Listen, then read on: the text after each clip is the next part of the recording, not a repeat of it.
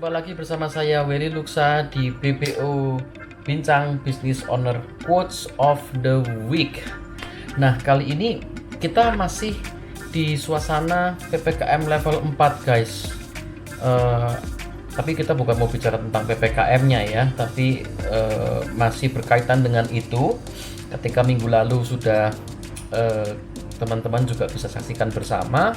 Di situ saya membahas tentang diversifikasi atau perubahan bisnis atau perubahan mata pencaharian yang bisa dilakukan secara temporari atau mungkin bahkan permanen akibat pandemi ini gitu ya. Tapi kemudian ada pertanyaan yang muncul juga terhadap masalah kalau misalnya ternyata memang bisnis yang dilakukan secara sebelum pandemi ini tidak berjalan, kemudian dibutuhkan sebuah diversifikasi atau perubahan bisnis itu, terus modalnya dari mana? Nah, memang masalah permodalan ini menjadi penting teman-teman semua.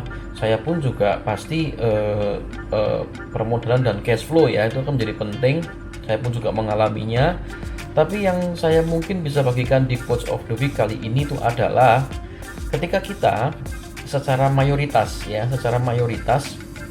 mengalami kesulitan akibat pandemi ini, akibat PPKM, akibat pekerjaan kita yang tidak bisa berjalan seperti biasanya, dan kita menemukan suatu ide untuk melakukan diversifikasi tapi terkendala oleh permodalan atau cash flow. Langkah yang mungkin bisa kita lakukan adalah pengertian. Jadi pertama adalah gini, mungkin ketika kita tahu bahwa mayoritas mengalami kesulitan. Nah, kata mayoritas ini mengandung arti tidak semuanya. Ada yang memang terpengaruh, 100% mungkin pebisnis terpengaruh. Nah, terpengaruhnya ada yang mungkin naik, ada yang kebanyakan turun, atau yang mungkin stagnan, atau ada tipikal juga yang masuk dalam kriteria saya sebagai orang-orang yang wait and see, yang menaruh uangnya, menaruh apa yang dia punya itu di dalam bank, sehingga tidak mencoba untuk memutarkan, tapi ditaruh dulu di bank sembari wait and see.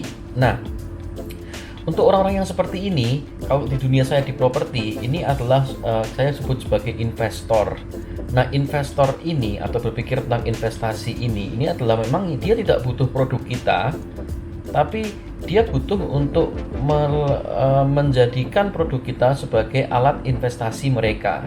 Nah, kalau saya bawa ke ranahnya tadi permodalan dan cash flow, mungkin langkah yang bisa teman-teman lakukan itu adalah yang pertama itu membuat business plan, membuat action plan tentang diversifikasi teman-teman yang akan dilakukan, atau malah mungkin usaha teman-teman yang masih berjalan dan membutuhkan permodalan, dengan catatan bisnis plan tersebut adalah bisnis plan yang memang itu fair ya, jadi memang benar adanya, tidak di bluffing, tidak dilebih-lebihkan, dan juga menjelaskan sejelas-jelasnya yang kita mau cari, yang kita mau tuju itu adalah investor itu. Nah, satu ya itu mungkin dari investor. Dua, kalau perbankan, kalau ada yang mau that's okay, tapi dalam kondisi seperti ini pasti bank juga pilih-pilih ya untuk mencari nasabah baru.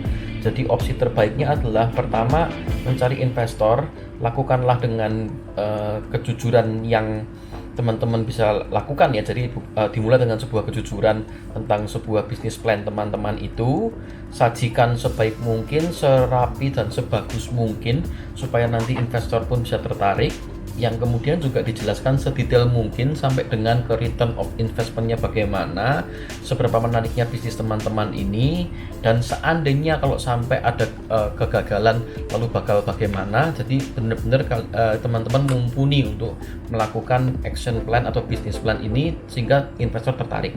Itu pertama. Yang kedua, kerjasama. Nah, kerjasama ini adalah seperti sifatnya sapu lidi. Sapu lidi kalau hanya satu helai, satu batang tidak akan bekerja, tapi kalau banyak pasti bisa bekerja. Nah, ini mungkin yang harus dilakukan juga sama teman-teman. Nah, dua hal tadi, mencari investor yang memang sifatnya adalah person to person, yang kedua adalah kerjasama, jadi usaha yang sama atau konsep ide, konsep rencana yang sama dikerjakan bersama-sama akan lebih memudahkan cara pembiayaan dan nanti cara kerjanya. yang mana yang teman-teman nyaman itu yang mungkin bisa dikerjakan. Dan yang terakhir memang tadi ada perbankan yang mudah-mudahan masih bisa support bisnis teman-teman semua. Ini terakhir ya, saya juga tidak merekomendasi secara jor-joran all out, pakai bank aja. Bank juga pilih-pilih sebenarnya, kondisinya juga seperti ini.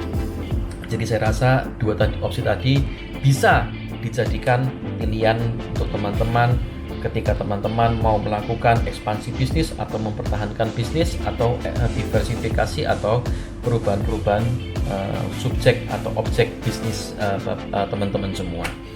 Itu quotes of the week minggu ini.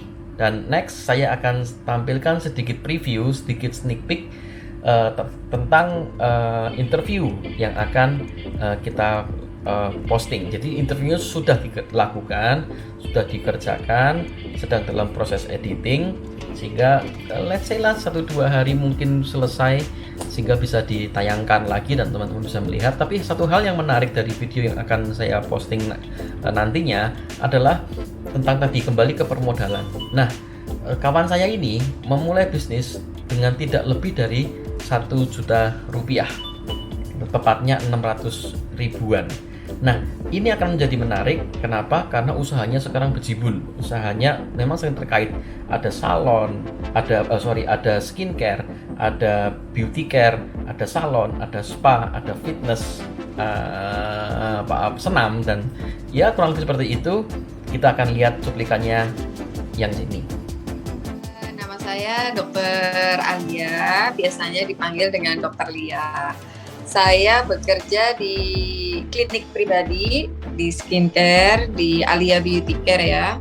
Kemudian saya berani melepaskan kerjaan saya di High Lab sebagai dokter konsultan, dan saya praktek pribadi dengan home care, dari rumah ke rumah. Saya menemukan passion saya bahwa saya harus menjadi seorang pengusaha atau pebisnis, bukan sebagai karyawan. Nah, itu saya menemukan itu kayak gitu loh. Setelah buka cabang di Magelang, di Jogja tetap jalan, akhirnya saya sewa ruko lagi yang lebih besar lagi. Iya, mantap. Setelah 1 tahun saya sewa ruko lagi yang lebih besar. Nah, di situ saya melihat ruko yang baru itu kan 3 lantai.